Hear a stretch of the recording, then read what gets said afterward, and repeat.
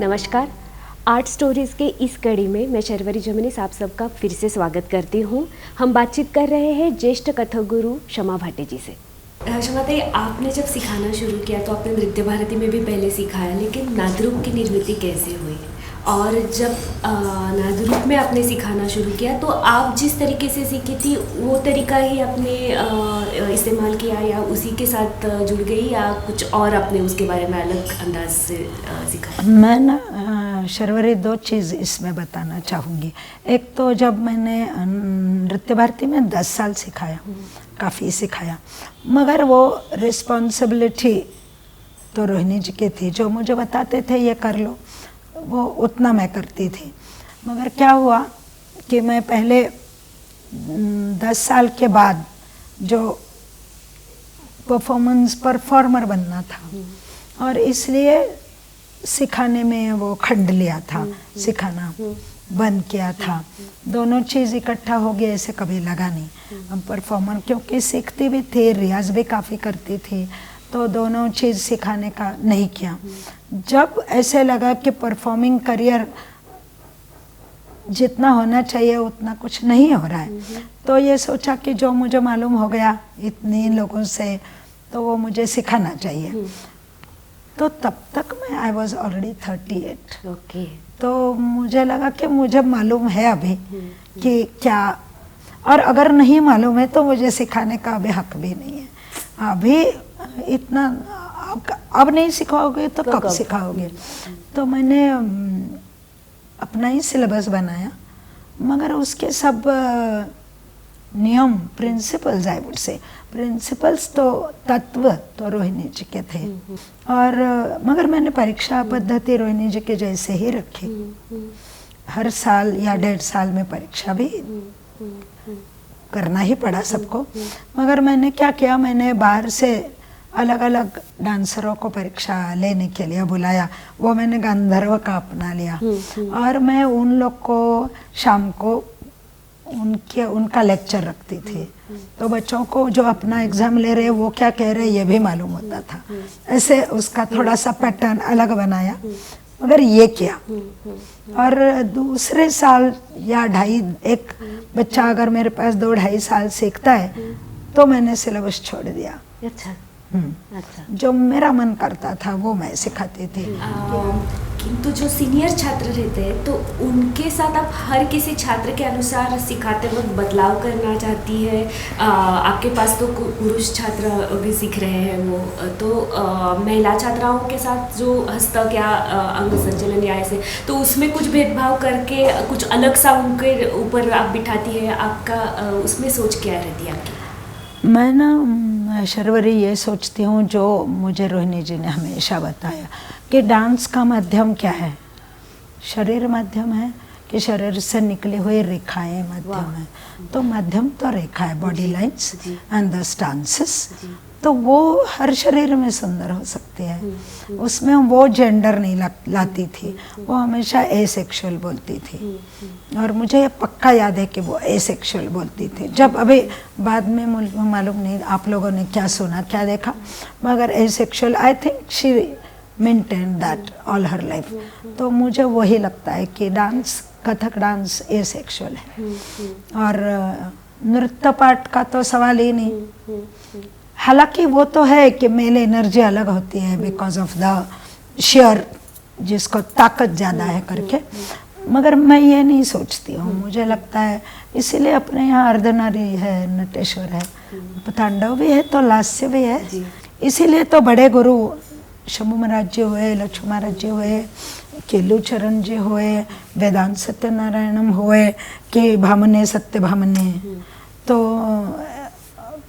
किसने नहीं किया फेमिन, मतलब सभी ने। किसी ने राधा की, जयदेव की राधा, किसी ने महाराज जी जैसे क्या नहीं किया, छेड़छाड़ किया।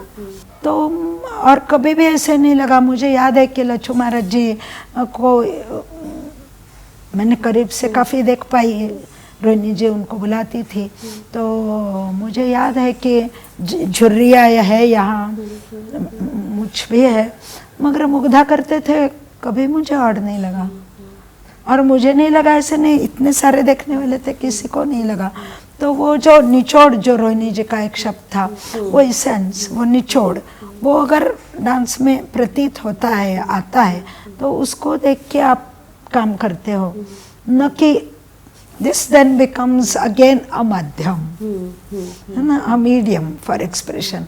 आप वो इसेंस ला रहे हो। तो इसलिए मैं जब सिखाती हूँ तो मुझे लगता है कि सबको सब सीखना चाहिए और उस पर सोचना चाहिए, काम करना चाहिए। हैविंग सेड दैट, हर एक को सब नहीं आता, ये भी मैं इतनी लंबी जिंदगी में जान गई हूँ। तो जो भीमसेन जी कहते थे कि जो आता है वो करो, नहीं आता है तो मैं उतना उस पर मेहनत करके रियाज हाँ, करके। मतलब लड़का है और उसको ही इज ऑकवर्ड, तो उसको ज़बरदस्ती कहने का क्या मतलब हुआ कि तुम ठुमरी करो। मगर मुझे लगता है उन्होंने सीखना चाहिए, unless otherwise you are not a complete artist. तो मैं परफॉर्मेंस और सीखना, अपने अंदर ढालना, इसको दो अलग बातें मानती हूँ। शमाते, आपने जैसे बताया कि रियाज का बहुत गहरा संस्कार आप पे रहा है। आपके दोनों गुरुजी बहुत रियाज करते थे, रोहिणी जी भी करती थी और सूरज जी भी करते हैं।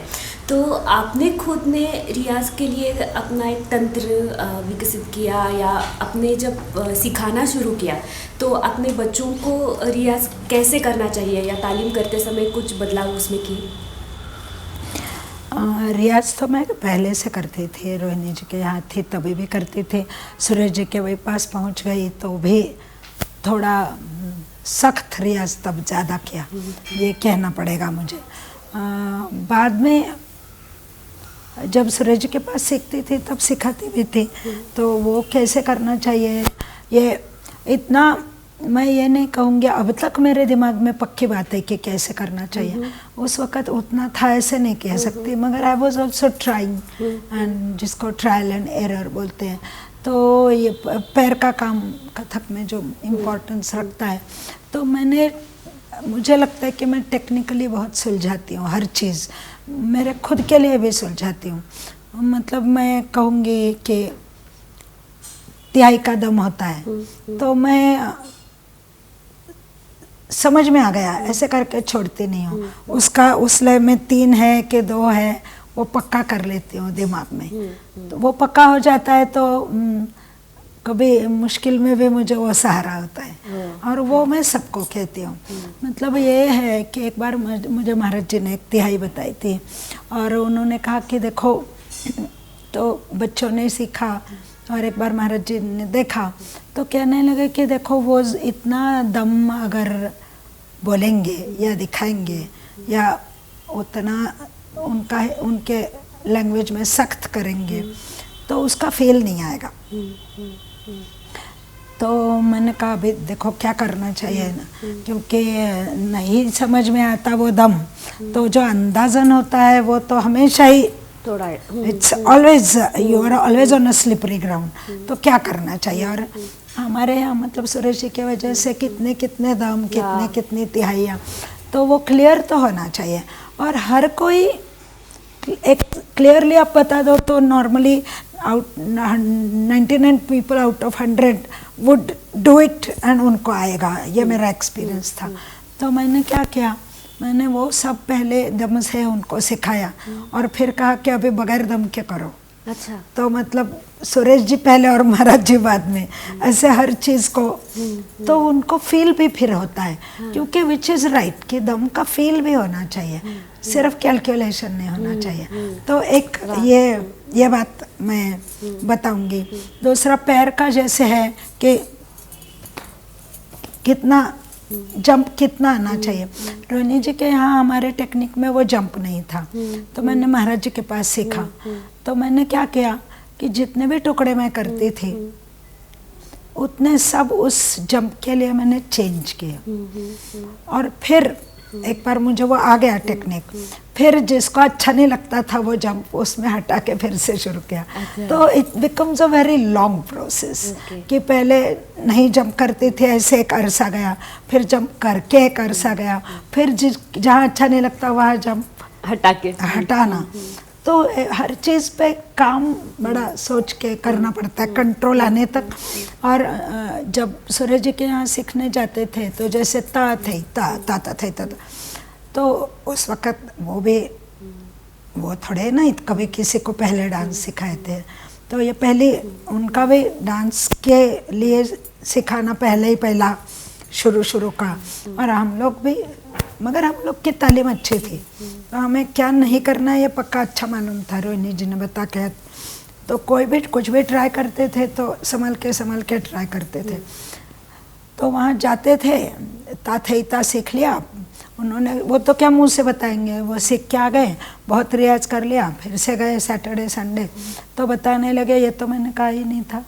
तो फिर से ता अलग, फिर से वापस आए, फिर से किए, ऐसे एक एक टुकड़े पे बहुत मतलब ऐसे 15-15 टर्न्स गए, तब जाके वो मजबूत हुआ कि उसका फील, एस्थेटिक फील क्या है। उनके दिमाग में जो एम्फसिस थे बंदिश के, या उनके दिमाग में जो क्लैरिटी थी बंदिश की, वो जब तक मैं नहीं लाती तब तक मुझे वो करना पड़ा बार। तो वो इसलिए वो हो गया क्योंकि वो इतना उस पर एक तो काम बहुत किया, तब थोड़ा यही करते थे तो टाइम काफ़ी था, काफ़ी ये भी। और वो समझाते थे, वो साउंड पैटर्न को बड़ा ध्यान से सुन के किया, तो इट इज़ मोर और less with the sound pattern then the language. The actual manifestation of the visual manifestation of it is more sound का reproduction than the language। तो धाकड़ तक धमकड़ तक धत्ता कड़ धत्ता कड़ान गदगन धाधा धा, तो धाकड़ तक धमकड़ तक नहीं कर रही हूँ, धातिट धाकड़ तक धमकड़ तक धत्ता कड़ धत्ता कड़ान गदगन धाधा धा, धाकड़ तक धमकड़ तक धत्ता कड़ धत्ता कड़ान गदगन। तो ये साउंड पैटर्न मिल गया। और ये मैंने दुर्गालाल जी को देखा था एक्चुअली, कि वो अलग अलग बंदिशें बहुत करते थे क्योंकि जयपुर के, और वो ज़रब से निकलते थे। तो मैंने सोचा कि ये ज़रब से निकल रहे तो मैंने ये कोशिश करनी चाहिए। तो ये कोशिश, ये जो उनका देखा था, मतलब अभी इतना करना पड़ा कि कड़तक धत्ता कता नहीं, कड़तक तिरकड़तकता धनता कता धनता, इसमें मैंने सोचा था मैं स्पेस कवर करूँगी। तो मुझे 1 हफ्ता 5-5 घंटे उसको करना पड़ा, मेरे पैर ही फंसते थे, मुझे जाते ही नहीं बनता था कि मतलब वो उनका दुर्गालाल जी का प्रिंसिपल और सुरेश जी के बंदिश, इनको इकट्ठा लाते हुए मेरे मन जैसे मुझे बहुत टाइम लगा। तो एक टुकड़ा लिया, तो रियाज के लिए आधे से पहले सिखाने के लिए बताती हूँ, एंड आई इंसिस्ट कि वैसे ही रियाज करो, मगर कभी लोग करते कभी नहीं करते, कि पहले याद करो, ताल के साथ याद करो, फिर पैर का पूरा स्ट्रक्चर बताती हूँ, फिर हस्तक अलग से बताती हूँ, फिर दोनों इकट्ठा बताती हूँ, और फिर वो हो गया। मतलब आना जाना नहीं, सिर्फ एक जगह पैर, फिर आना जाना, फिर हस्तक के साथ, फिर नज़र के साथ, ऐसे फ्रेज बाय फ्रेज सिखाती हूँ कि ता थे ता ता ता थे ता ता थे, ता थे ता ता ता थे ता ता थे, फिर चलो चलो चलो चलो चलो ता थे ता ता ता थे ता थे थे ता ता थे ता थे, ऐसे करके फिर ताल के साथ ता थे ता ता ता थे ता थे थे ता ता थे ता थे, ता थे तो ताल का सर्कल उसके साथ उनका शुरू होता है। ऐसे एक चक्रधार होता है तो एक ही पल्ला बहुत बार कराती हूँ, फिर दूसरा तीसरा कराती हूँ, क्योंकि वैसे मोस्ट एंड में शायद अलग होगा, मोस्टली तो वही होता है। तो एक पल्ला जब तक नहीं आता दूसरा पल्ला नहीं कराती हूँ, जो ऑफ जाता है कभी कभी वो नहीं कराती हूँ, ऐसे सिखाने का। और मैं सोचती हूँ कि हर एक को कि वही रियाज में करो, कहते तो हूँ कि ऐसे ही करना, और आधा स्पीड करके कि धात्र देकट देटता देटता तिरकट धात्र धात्र का देकट देटता देटता तिरकट तक तकत देटत, इसमें करो, फिर धात्र का देकट देटता देटता, फिर धात्र का देकट देटता। परफॉर्मेंस की स्पीड जो है उसमें रियाज करना मुझे मंजूर नहीं है। अच्छा, नीचे के स्पीड में रियाज करो और ज़रूर परफॉर्मेंस के स्पीड में भी रियाज करो, नहीं तो नीचे रह जाते हो, आपको वो दिमाग में ही नहीं आता। तो वो हर बार हर टुकड़े का 3-3 लेवल्स पे रियाज होना चाहिए, क्योंकि परफॉर्मेंस स्पीड पे कभी नज़र आपको समझ में नहीं आती, कभी हस्तक आधा हो रहा है समझ में नहीं आता, कभी पैर छूट रहा है, अच्छा नहीं दिख रहा है वो समझ में नहीं आता, कभी यहाँ सिर्फ देने यहाँ ठहरना है, इतना बारीक काम ध्यान में नहीं रहता ना, कितना सारा तो देखना होता है। तो इसलिए मैं कहती हूँ कि फ्रेज बाय फ्रेज करो और फिर समेट के करो, मतलब फिर से वही। मगर मेरा ये कहना ज़रूर है, specially for the young people, कि ऐसे 15-20 टुकड़े करो तो वो बाद में हर टुकड़े के लिए इतना मतलब दिमाग नहीं खपाना पड़ता है, मेहनत नहीं करनी पड़ती, वो आपका सिस्टम बन जाता है। ऐसे डराना नहीं चाहते हैं। मुझे लगता है कि एक पहले 15-20, क्योंकि अलग अलग, जैसे धातक थुंगा के लिए करना पड़ेगा, धतिट के लिए करना पड़ेगा, किड़तक थुन के लिए करना पड़ेगा, ताव थुंगा, ऐसे रिप्रेजेंटेटिव आप ले लो और करो। और फिर भाव का रियाज के लिए मैं कहती हूँ कि ये मैं सिखा रही हूँ, मतलब ये शायद पता नहीं, मगर मेरे लिए ये this worked out for me कि छेड़छाड़ सिखा रहे हैं। तो 1-2 पैर पे आपको रुकना है, वो आ गया कृष्ण करके, तो मतलब and position is left foot in front, right. तो मैं करती थी कि नहीं, राइट फुट इन फ्रंट को भी मैं रियाज करूँगी, यहाँ भी मुझे फंसना आना चाहिए, यहाँ भी मुझे फंसना आना चाहिए, ऐसे। इससे क्या हुआ कि मैं जब ठुमरी करने लगी तब कहीं भी मैं फ्रॉम पैर मेरे फ्री हो गए थे, और मुझे वो नहीं तो मैं लेफ्ट पे नहीं करूँगी तो मेरा फंस जाता था। तो भाव में ये जो क्राफ्ट्समैनशिप जिसको बोलेंगे, उसका रियाज करना पड़ता है कि आप पीछे जा, एकदम पीछे मुड़ के भी फंस रहे तो जौन सा भी हो आपको एट इज होना चाहिए, because all said and done your feet are carrying you, right. तो वो मतलब ये बहुत टेक्निकल रियाज है। जंप करना हो तो मैं कहती हूँ कि जैसे कन्हैया मैं सिखाती हूँ, जंप है तो कन्हैया ऊपर, मगर तुम लोग ये भी करो कि दोनों पैर पे इकट्ठा, दोनों पैर पटक के चक्कर का प्रैक्टिस करो, एक लेफ्ट पे कूदना सीखो, राइट पे कूदना सीखो, मतलब again it's making your feet very free and आपको वो सहूलियत देते हैं, आपको फंसाते नहीं तो पैर बहुत फंसाते हैं, कितना भी दिमाग, और पैर फंस गया तो भाव भी चला जाता है। अभिनय की बात अभी चल रही थी, तो अभिनय सिखाना थोड़ा मुश्किल होता है, मतलब सीनियर लोगों को, इलस्ट्रेटिव नहीं, अगर कुछ डीप उसमें से थिंकिंग निकालना हो या ऐसे। तो रोहिणी जी अभिनय में माहिर थी, तो आपने उनसे कैसे शिक्षा प्राप्त की, उस बारे में? एक बार वो कर रही थी, मैं बता रही थी कल कि तनिका हरिचित वो जी मोरे, और जो वसंतराव जी उनको गाना पढ़ाते थे और वसंतराव जी वो गाते थे, तो उन्होंने वो धुन सोचा। तो रोहिणी जी ने मुझे कहा कि देखो ये मेरा है, राधा नहीं है। तो इसमें मतलब सोचने के लिए भी मजबूर कर देते थे कि मतलब क्या कहना है, मेरा है, राधा नहीं है। तो राधा कृष्ण को जैसे देखेगी वैसे मेरा नहीं देखेगी, उसका माइंडसेट, उसका अपना, क्योंकि असल बात तो यह है कि राधा कृष्ण का मिलन, राधा कृष्ण का इकट्ठा रहना है, और मेरा और राधा कृष्ण का कभी इकट्ठा रहना का मतलब काल दो अलग अलग एरा में है। तो ये आप मेरा को राधा के जैसे नहीं सोच सकते। तो ये जो उनका था वो सबके साथ बहुत उसका असर सोचने में बहुत रहता था।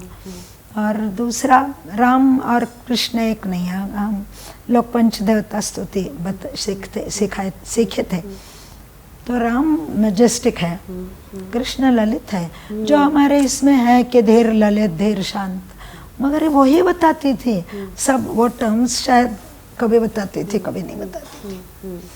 तो ये मुझे लगता है राम, ऐसे राम जगत हितकारी, मैंने again that was the time वो बहुत उसको नाचती थी, तो मैंने बहुत देखा उनका।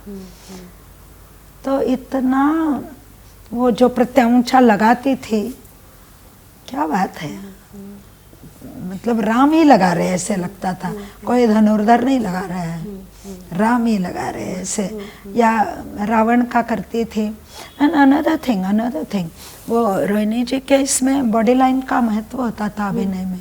रावण करती थी तो पीछे से भी लगती थी कि रावण कपटी है, ऐसे रावण अदरवाइज दिखाएंगे, मगर वो ऐसे करती थी तो कपटी लगता था। So it was about the body line. She would say feminine करना है तो कितना खींचोगे, दे सोच लो। तो it was about the body line as well, which I feel कि उस जमाने में शायद किसी ने इतना सोचा वही थी कि वो जो सोचती थी उस जमाने में शायद। मगर मैं ऐसे सबके साथ तो मैंने नहीं सीखा है, तो शायद ये, मगर मुझे अंदर से लगता है कि शायद वहाँ, क्योंकि बाकी लोगों में इतना वो मैं नहीं देखती थी सोच। किंतु मैंने आपके साथ कथक इन्फिनिटी में किया था तो मेरा सौभाग्य था, क्योंकि उस वक्त मुझे भी बहुत सारी चीज़ें सीखने के लिए मिली। एक तो मैं याद रखती हूँ कि जब तिहाइया करते थे तो बाप बोलती थी चेक पॉइंट ध्यान में लो, कहाँ पर लग रहा है, वहाँ पर आ रहा है या नहीं। तो आपकी एक कॉन्शियस उसमें चाहिए कि वो मैंने पहली बार ऐसे देखा कि अच्छा ऐसे चेक पॉइंट्स देखते देखते जाना है तो वो पूरा का पूरा एकदम लयदार रहेगा। या ऐसे मतलब ये ना शर्वरी, मैंने तबला प्लेयरों को देख के सीखा कि ये तबला प्लेयर लोग क्या करते हैं, तो वो एकदम से बजा रहे तो ये तिहाई पकड़ लेते हैं। तो तिहाई कैसे पकड़ लेते हैं? हर कोई तबला प्लेयर, हर कोई डांसर से तो होशियार नहीं हो सकता, ये मैं इतना तो मैं समझती हूँ। तो मैंने सोचा कि कैसे करते हैं, तो वो नगमा सुनते सुनते कहाँ से, 3 ताल में मतलब 5 मात्रा का ये तो समझ में आ गया, तो कहाँ से चिपकता है ये देखते हैं और वहीं से छूट जाते हैं। तो ये मैंने उनको देख के कहा कि नहीं, ये अगर हम लोग देखेंगे तो हम लोग पूरी बंदिश ध्यान में रखते हैं, वो नहीं तो लास्ट मिनट कैसे ये पकड़ पाएंगे। तो इसका ये मैंने समझ लिया। शमाता, अभी आपने जिक्र किया कि ग्राउंड वर्क आपका हमेशा स्ट्रॉन्ग रहा या रेडी रहा है, और मैंने भी देखा है आपकी जो सारी प्रोडक्शंस है थीम बेस्ड, वो पूरा तांत्रिक कथक होगा उसमें या किसी विषय पर हो, या उस सब के बारे में आपकी एक सोच है, आपका विचार है उसके पीछे, हर मूवमेंट के बारे में, हर कॉस्ट्यूम हो या लाइटिंग हो, सब बारे में आपने बहुत सोच के उस पर चिंतन करके ऐसे वो प्रोडक्शंस आप बनाती है। तो आप युवा पीढ़ी को क्या कहेंगी इस बारे में, मतलब ये प्रोसेस कितनी मायने रखती है? मेरे लिए तो यही प्रोसेस है, मायने रखती है ऐसे नहीं लगता, यही प्रोसेस है। मुझे एक्चुअली ये बिल्कुल मंजूर नहीं है। थोड़ा ये है कि मैं कौन होती हूँ कहने वाली, मगर मुझे लगता है कि यह मुझे बिल्कुल मंजूर नहीं है कि प्रोग्राम है करके कुछ म्यूज़िक ढूंढ लिया, कुछ थीम लिया और वो झट से कुछ, ये मुझे मंजूर नहीं है। मुझे लगता है कि हर रोज़, जैसे मैं हमेशा सोचती हूँ कि ये शुरू तो हुआ जब गुरु पूर्णिमा में रोहिणी जी ने कहा कि आप बंदिश बनाओ, मगर आज दिन तक मुझे वो ट्रिगर नहीं लगना चाहिए। मेरे अंदर होना चाहिए कि मुझे कुछ नया एक्सप्रेस करना है। ये नहीं लगता कि कुछ अभी 2 महीने में एक प्रोग्राम है, या लोग तो 2 दिन में भी कहते हैं, तो कुछ समेट लिया और कर लिया। देखो, परफॉर्मर के नाते ऐसे समय आएगा तो ज़रूर करना चाहिए, कभी भी नहीं कहना चाहिए तो मुझे टाइम नहीं मिला। मगर टाइम लेना क्यों चाहिए, हर रोज़ करते रहना चाहिए। आप सपोजिंग एक नई ठुमरी बना रहे हो तो बनाना चाहिए, जब आपको लगेगा ये परफॉर्मेंस स्टेज पे, प्लेटफॉर्म पे जाने के लायक है, तब करो। नहीं तो उस पर और थोड़ा काम करो, आपके पास 10 और चीज़ें हैं जो आप प्लेटफॉर्म पे ले आ जा सकते हो। तो ये थोड़ा सा मुझे हमेशा लगता है कि थोड़ी जल्दबाजी में होते हैं क्या आजकल, और बहुत परफॉर्मेंस ओरिएंटेड सोच भी और लाइफ भी हो गया। तो मगर मैं ये ज़रूर कहती हूँ कि आपको 4 तराने मालूम है, आपके गुरुजी ने बता दिया, 5वां करो ना, गुरुजी को ही दिखाओ कि ये ठीक है। अगर वो ठीक कहे तो वो परफॉर्मिंग प्लेटफॉर्म पे लेके जाओ, नहीं तो उस पे काम करो और एक नया लेके काम करो।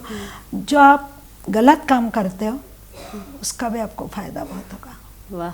जो सही काम करते हो वो तो प्लेटफॉर्म पे नाच रहे हो तो फायदा तो आई, मगर जो नहीं करते हो उसका भी बहुत फायदा होता है, क्योंकि आप तो सीखते ही जाते हो। तो ये ज़रूर मैं समझती हूँ कि नए लोगों के लिए, और थोड़ा मतलब जब आप रियाज नहीं कर रहे हो तो भी आप डांस आपके साथ रहे, उसकी सोच आपके साथ रहे। सिर्फ नाच रहे हो तो नाच ही रहे हो, और अच्छा नाचते हैं सब लोग। टेक्निकली मुझे लगता है कि बहुत एडवांसमेंट है, ऐसे नहीं लगता है कि, और हर एक के पास बंदिशों का जो संग्रह होता है वो काफ़ी होता है, ऐसे भी नहीं लगता कि कम है वगैरह। अभी जो ग्राउंड वर्क की बात की, मुझे लगता है कि ग्राउंड वर्क करो तो जब आप काम करते हो तो वो ऐसे गोल घन जिसको बोलते हैं ना, उसके साथ बाहर आता है। तो वो मुझे थोड़ा इम्पोर्टेंट लगता है कि वो करना ज़रूरी है। और दूसरा मैं थोड़ा ये बताना चाहती हूँ कि मुझे ये लोगों ने कहा कि डांस में डांसर लोग लिखते बहुत कम है, क्योंकि मैं उनसे बहुत कहती थी कि अरे नए अभिनेत्रियाँ हैं, वो बोलती है कि हमने इसके भूमिका के लिए ये सोचा, उन्होंने हमको ये कहा, ये पढ़ा, प्रिपरेशन। और समहाउ और द अदर मुझे लगता है कि डांस का तो गुरु ने बता दिया, वो ये कर रहे हैं, ऐसे सोच के समाज चलता है। क्या मतलब टेकन फॉर ग्रांटेड रहता है। हाँ, तो वो मुझे सही नहीं लगता। Dance in itself is a composite art medium which needs a lot of thinking, lot of inputs and lot of involvement of a person. तो वो क्या हुआ, क्या किया, उसका एक तो ये दोनों तरफ से मुझे थोड़ा सा डांसरों की तरफ से भी लगता है कि वो भी they are so interested in to performing कि कभी कभी उसके पीछे का बोलते नहीं, लिखते नहीं, तो वो अगर हो जाए तो society would take us more seriously. Dance is an art medium for self expression. चलो परफॉर्मेंस उसका हिस्सा है, चलो वर्शिप उसका हिस्सा है, चलो ट्रेडिशन उसका हिस्सा है कि what we are carrying forward the tradition, ये भी हिस्सा है। All said and done, this is for my self expression. मैं ऐसा क्यों करूँगी, धातकथ होगा, ये मैंने सोचना चाहिए। और ऐसे बताया तो ऐसे बताया हुआ, अभी मेरे अंदर वो कि जो धातकथ होगा वही गत, वही अभिनय, वही प्रोडक्शन, अपना एक्सप्रेशन कहीं ना कहीं आना चाहिए। और हर एक लेवल पे अलग होता है, मगर उसको सोचना चाहिए। मुझे डांसर लोग सिर्फ रिप्रोड्यूस करते हैं, उसका थोड़ा सा इशू है, प्रॉब्लम है। Reproduct we are not the people who just reproduce things, we create things. Very true. क्षमाताई, आज आपने आर्ट स्टोरी में आकर इतनी अहम बातें हम लोगों को बताई, इतना कुछ सीखने को मिला, एक नया दृष्टिकोण डांस की तरफ, कथक की तरफ देखने का हम लोगों को मिला। आपके हम बहुत बहुत आभारी हैं।